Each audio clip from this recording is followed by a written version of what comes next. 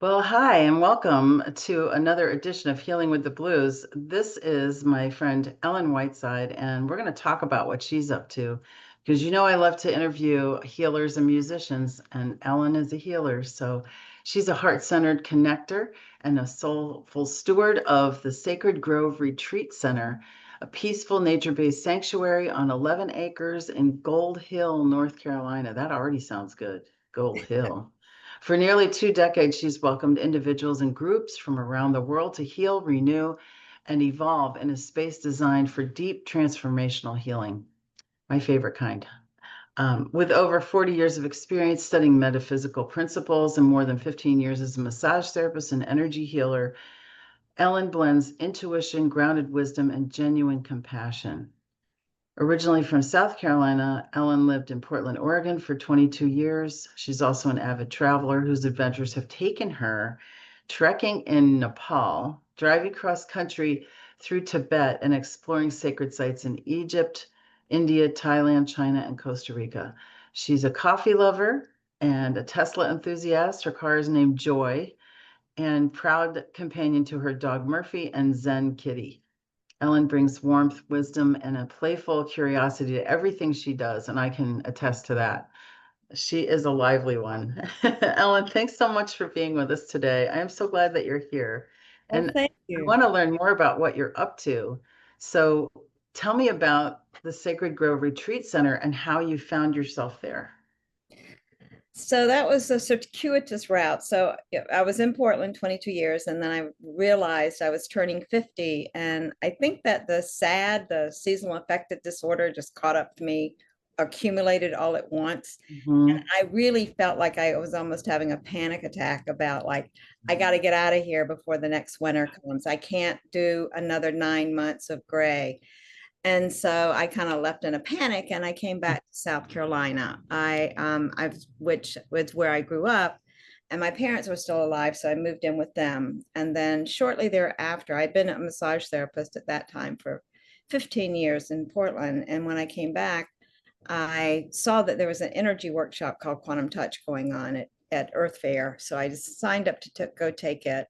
In that class, I met Tim, who is who I moved to Sacred Grove with.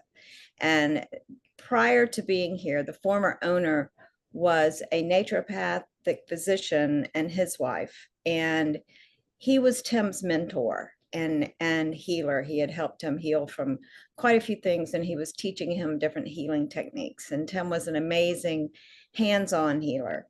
And so we met at the workshop. It was magical, chemical. I mean, I looked over at him after the workshop, and he had literally looked like sparkler head. His head was just like white lights just shooting off. Mhm. And I had never seen that, never experienced anything like that. And so I thought, all right, evidently, I felt like the universe was telling me I needed a light show to pay attention. And that was a light show. So I paid attention. I called him before he had gotten home. And just fast forward, we were in relationship, in love, stating we were in love with each other after our first real meeting together, and we're just knowing on a soul level that we had been brought together and from another lifetime, and like, okay, what are we going to do now? And so it was, I'd never experienced what I would call love on that level. And I thought, wow, this is what it's like, of just this deep knowing of, I felt like in every cell of my body, my DNA was just infused with that. I loved that man, that there was no, Mhm. it wasn't a possibility of not. It just felt like Right. You were compelled. so much a part of my DNA. Yeah. So anyway, so we got together, and then as it turned out, I was supposed to come and be a massage therapist working for Dr. D. He moved his naturopathic practice from Charlotte out to Sacred Grove. And he put up the house that is now the primary retreat house to be his medical clinic, to be his naturopathic clinic. And Tim was going to do energy work, and I was going to do massage, and we were going to work for him. And 2 months after he opened, he died of a heart attack. And so his wife Mhm. was like panicking and desperate, and Mm. she didn't know what to do. And we tried helping her find somebody to take over his practice. Now, I am out in the middle of nowhere. You would never get a single drive-through traffic. This would be the Mhm. ultimate example of where not to put a business if you want to be in business. Right. And so, needless to say, we never found anyone that was willing to like come into the middle of nowhere and start a naturopathic. And this is 20 years ago. So naturopathic medicine was not as prevalent as it is today. Anyway, Yeah. it's still an Yeah. alternative world of Sure. medicine. And so anyway, so after a year of us, we were coming back and forth. We were living in Charlotte at the time with Tim's sister.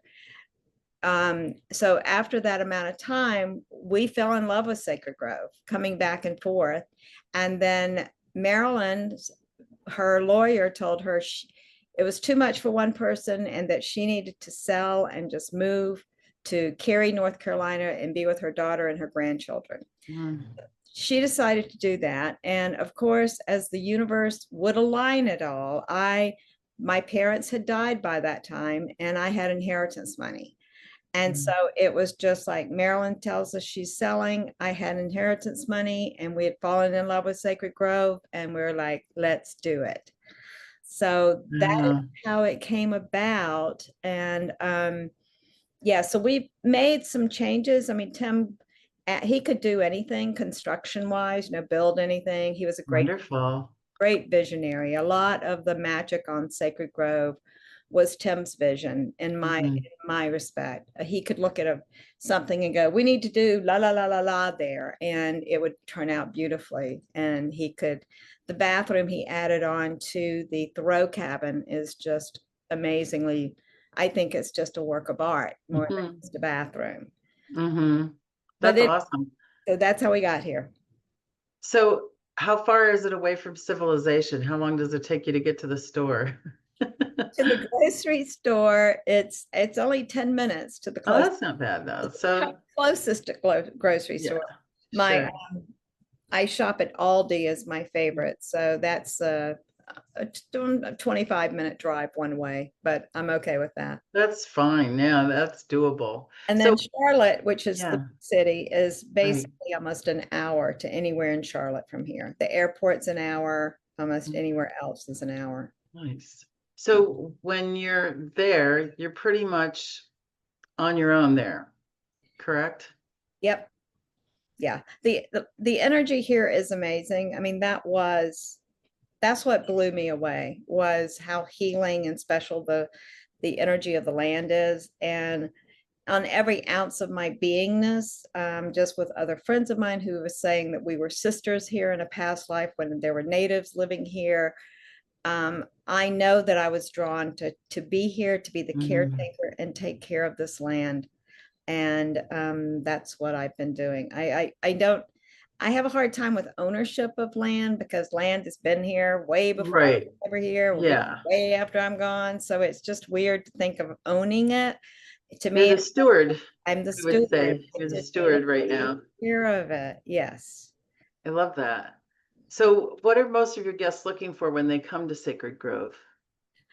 I'll say just real quickly, when we first started, because I thought it was too early in the South to be a spiritual retreat center. And Mm. so When was it, by the way? When was it that you that was started? 2006. Okay.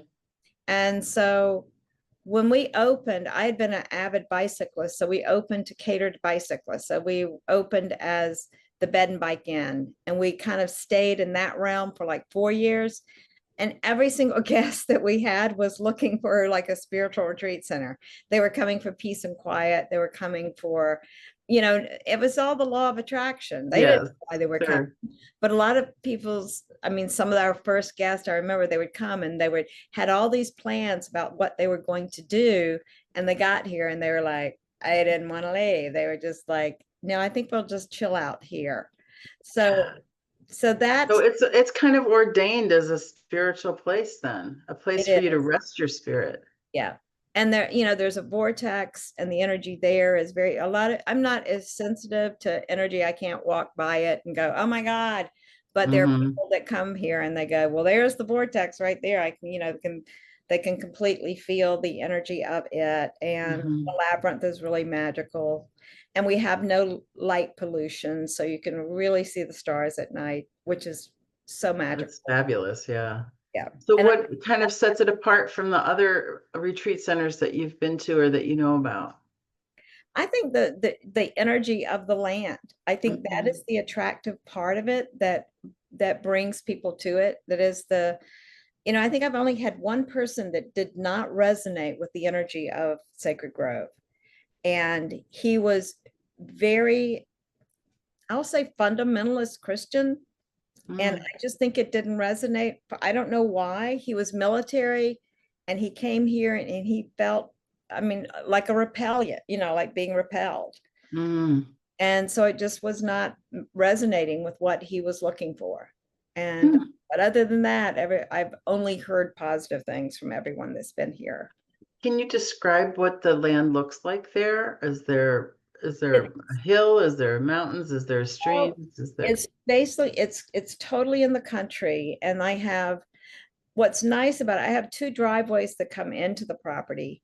So when you come in one of them, it's basically there's the log house, there's the yummy yurt, and then I live in a mobile home on the property at the back Mm. of that side.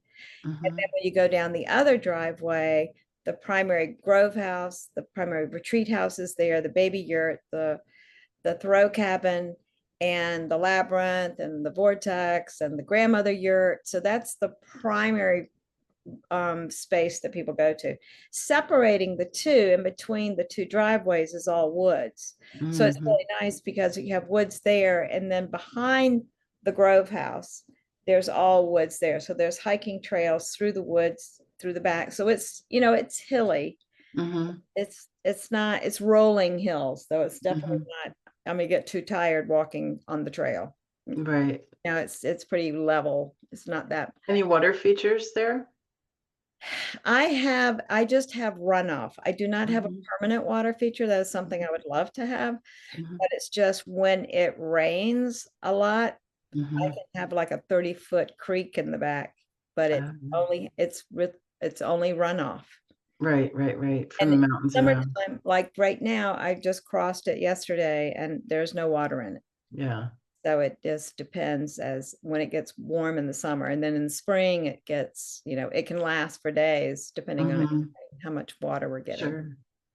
So after traveling and spending time traveling through Europe, you had experiences there that changed your view of the world. Well, yeah, So that was, how yeah. how did that change your direction in life?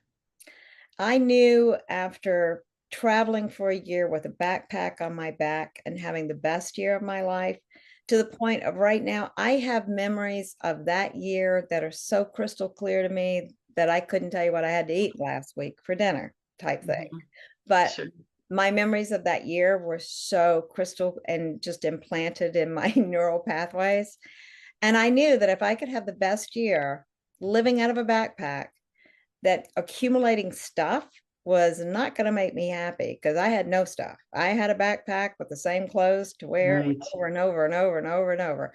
And I realized there was connections and people, and that was what, and having time off. I realized that to go back to America and go get a job of where I'd be working for someone else, that I would never have the amount of time, because that really lit the travel bug in me. And I realized, like, no, I Mhm. need to be traveling. I need to be, and traveling not for like a weekend or a week. It was like I needed to have a good amount Yeah, of time. time. Yeah. So that was it. Totally, it created an entrepreneur spirit or knowingness in me that I knew I had to be self-employed always to be able to take time off. Don't you think it's like the immediacy of deciding what you're going to do each day and knowing that your decision is going to it's going to unfold however it unfolds? Right. And it's like every day is like that because you're not stuck in one place. You're not doing one thing over and over again. I backpacked across Europe for 6 weeks Yep. years and years ago after I graduated from college. And that freedom of just, this is what I'm doing today. Today I'm not doing much. Tomorrow I'm doing all these things. Yep. So it's that immediacy of being the captain of your own ship, I think. Yeah, Right? and having every being, it's really that realizing how much, especially when you're free like that of traveling, Yeah. that you're at choice every single moment of the day. And it's like, Yep. oh, I think I'll choose and go here, or oh, that looks like a nice place to go for coffee And today. the adventure that happens as a result of the decision, Yes. because Yeah. there's always something that's happening. And it's interesting how it all shows up. I had quite the adventure when I was traveling too. Um, you've studied metaphysical principles for 40 years. How's that shaped the way you live and the way you lead the retreats? Well, I think so much of that is what I realize is that we are really the directors of our own movies all the time. And whatever is out here in front of me, I'm the one directing it all. Whoever shows up in my movie, and sometimes I create crazy crap. I'm like, why would I have put this in my in my movie? What, and realizing just to pause and take a breath and know that there's some learning there. There's probably some great learning to learn from the situation that I would say I would not have chosen consciously. It's like, no, that doesn't seem like a good choice. And yet always trusting that. I think it's given me the wisdom to trust that the universe has my back and that everything always works out for my highest good. And as long as if I can keep standing there, that it does. Because Hmm. that if mindset to me is everything. And I just believe more and more that in order to make whatever changes we want, we have the capacity to do that as long as we get our mindset correct about that. And then, Yeah, and knowing that we're being supported by the universe really helps, or God, or source. I use the word source a lot yeah, because I'm talking to all kinds of people. But so I want to keep it kind of generic for them to be able to grab it yeah, and not get triggered by it, because so many people have had that experience of have negative experience being, they say, beaten over the head with the Bible. yes, yeah, And I don't know that we need to do that. In a place like that's a natural occurring place, like what you have in Sacred Grove, it's nature is such a healer. yeah. So when you're around that and you're in that experience, what I think kind of interesting experiences have you had there? I'm curious if you've had some. but just it's interesting to me. And this one woman who found me, I'll use that. So she was this woman, Omi is her name, and she was from oh God, it's like a Caribbean country is where she was born. Mhm. And then she married a American man, and they were living like an hour and a half in south of me. But she had gone to Africa. She was a Black woman. She'd gone to Africa and had met with these spiritual people at a place called Sacred Grove Retreat. Okay. And she had got this ordination that her purpose on the planet was to save the water of the world. So you can imagine if somebody gave you that mission, it's like, what? Me? Okay. You know? So she was like, that's no, that's too big of a job. I'm no, I don't want that assignment type thing. And they basically told her, if you don't take this assignment, you're going to be leaving the planet because this is what you're here to do in this lifetime. And if you don't do it, you're out of here. So Hmm. she realized that, and she decided at first not to, and she started getting sick. So she stepped into doing it. She's now spoken at the United Nations. She called me out of the blue and just said, Ellen, and she was just delightful. Just that, the Caribbean accent is so gorgeous Mm, to begin with. beautiful. And she and herself, she's just like beautiful inside and out. And we connected instantly. And she was looking for a place to do this water blessing ceremony because of what she had been, assigned Hmm. to do. And I told her I would love to host it here. And she was just like, she couldn't believe there was a place called Sacred Grove that she just happened to find it. It was like an hour and a half away from her. Right. That's amazing. And so, yeah, so that was it's fascinating to me when I really get that energy is energy and the law of attraction, and that who comes. I've had some amazing guests. I've had amazing experiences, and I realize so much. It's like it's the energy of the land that is attracting people here. Mhm. And, as a steward of the land, then that's partly you too. Right. So Yeah. you can take some And credit yeah, I there. do think I will say I feel like if I had have a superpower, it is making everyone feel welcome and comfortable that steps on the land.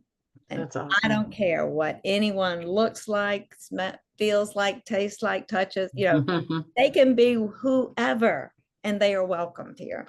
So That's beautiful. I love being able to do that. And I feel like I create a safe space and a sanctuary for them to be able to breathe and to receive what they're here to receive. So do you have people come in and do retreats for others there, or do you lead Yes. a retreat So most of the yourself? time I am hosting. So there's a lot Mhm. of people that bring yoga retreats, meditation retreats, or any, we do have plant medicine retreats as well. So we have a lot of different retreats that people, they host themselves. Mhm. And And then how we have a dance arbor. So twice a wonderful. year we have their, I'd say they're based in Native American medicine dances. And Mhm. so they're like a 3-day dance where the dancers fast. And there's a whole support crew that's helping with doing all the different activities, supporting the dancers in the dance arbor. So that's a very special event. That's another just I feel like it raises the vibration on the land when we have certain Oh, absolutely. So and do you have a website that people can go to or a place that they can go to learn more or get information? yes, sacredgroveretreat.com Okay, website. great. and We'll put that in there. and also the it is under, I'll say under construction. I haven't looked at it this morning. It's in the process of being, it's going to be changed, and it's in that process. So right now, I think the old one is probably up and running, and then I think they'll send me one to look at before I get a new one anyway. So Mm-hmm. Mm-hmm. yeah. So yeah, this is so interesting. So if, for instance, if I wanted to hold a retreat there, Yep. people would have to come to Gold Hill, right? Yes. And is it easy to find? Yes. Yeah. I mean, thanks to GPS, right? It takes Right? right to the door. Yeah. And it's an hour door to door from Charlotte. So it's So not, people would fly into Charlotte, which is now like being used a lot by more airlines. I know we have to fly in and out of Charlotte sometimes to get to the East Coast. Or to okay. go to Florida, we have from Iowa, we have to change in Charlotte. I Yeah, think Charlotte's it's change. a huge airport. It seems like they're always adding more wings onto it. Yeah, I wouldn't be surprised. It seemed like I think I've stayed overnight there when my flight was canceled or something. Yeah. Ah, mhm. But I'd rather stay at Sacred Grove. Yes, you would. I'd rather have you stay at Sacred Grove too. So when people come to do a retreat, let's say it's like a 3-day retreat, do they bring their food in or do you have it catered or how does that I work? I can find caterers. Some people do Mhm. it as like the group experience for creating food together. Sure. And so I would say the majority of people do their own food, but I do have caterers if people want caterers. Nice. That's awesome. I just think it's so interesting that you have a yummy yurt and a baby yurt. I love that. When I The Yummy Yurt used to be a gathering space. I actually have a ropes course on the property, and that was a 2020 casualty of COVID casualty. And so that used to be the gathering space for people doing groups and stuff. And then when COVID hit and everything shut down, I thought, well, we're not having ropes anymore. So why don't I turn that into a space for people to stay in? And I was trying to think of a word that would go with yurt that was like a descriptive. And the only thing I could come up with was yummy. So I thought, I'll use yummy yurt for yummy for the yurt. And So it's you could magical. have how many people on the property at once? If every place is utilized and every bed is utilized, it's 25. Wow. Good. So you can really have a good group there. But Beautiful. I've said the primary group house, there's 16 beds in it. And so there's a lot of, sizes. I would say it accommodates most of the retreats we have in that one house. And then what a lot of times facilitators will do, they'll stay in like the throw cabin, which is kind of nearby, but they have their own space, and Hmm. and then have their participants stay in the Grove House. That happens a lot. Oh, that's great. So you can really set it up how you feel like you want it. And then there's a lot of participants sometimes that want more privacy. So a lot of times they'll rent the baby yurt or the yummy yurt to have their own space and be a part of the retreat. So it gives more options for to make it more accommodating to each individual. Yeah, right. Yeah. Beautiful. Well, I'm looking forward to coming out there at some point. Yes, I I would think that'd love be it. awesome. There's a couple of people I think that are not too far on their east from Ashland that might be good to let them know about this place From too. Asheville. Yeah, Asheville. Yep. Yeah. Sorry, I'm getting Oregon and North Carolina mixed up. Ashland. Oh yeah, Ashland, Oregon. Yeah. Yep. I love it. Well, I'm just tickled about this. It's such a beautiful spot. I'm looking at some of the pictures on the website, and it's just lovely. And I think, that's people need to be more in nature anyway. So it's a really good place for that. And And I'll I tell want to you, thank you really, for creating it yeah, in the sense of like keeping it going and being that good steward. That's an important job. yep. And I feel like I have the person that I will pass it on to keep it stewarded in a great way too. Wonderful. I'm grateful. She comes and does retreats here all the time, and she loves the land as much as me. And it's like she's the perfect person. That's fantastic to have it lined up already and know that it will continue is a beautiful thing because Yeah, there's so much is fleeting in this life. it is. And who knows? Everything's so unpredictable. So, Absolutely. Well, and I thank feel, you so much, Ellen. Oh, what were you going to say? I'm sorry. I feel like sacred land, spaces like this on the planet are really critical to make sure they stay. Absolutely. I think we could all agree with that. I don't feel like it's a great idea to sell off public lands for sure. No, And to have private ones that are open to more than just the people that live there. right. A wonderful thing. And isn't it in England or is it in Scotland? I don't know if it's the whole UK, but you can walk wherever you want. You can walk across people's land. Oh, really? You're I like hiking and you won't get in it. trouble Okay. because you're meant to walk around. I believe I don't know if it's the whole UK. No, it's in Scotland too, but Well, I um, know in Oregon you can't own beachfront property. So mhm. I love that. So that Yeah, no, you yeah. There's can, a few places in the world like that still, so yeah, it's good. yeah, Good not to own it. Like you said, I mean, it's good to be a steward of the land. yeah. That's what we want. We want the land to remain. Yes.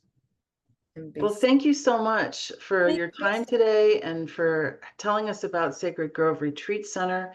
And if you want more information, just go to sacredgroveretreat.com. It'll be changing, so look for that. And Ellen, thank you again. What a blessing. Well, I'll give people my phone number if they want to get in touch with me. Okay. 704-299-5124. And I respond greatly to text messages. Yes. We were texting this morning.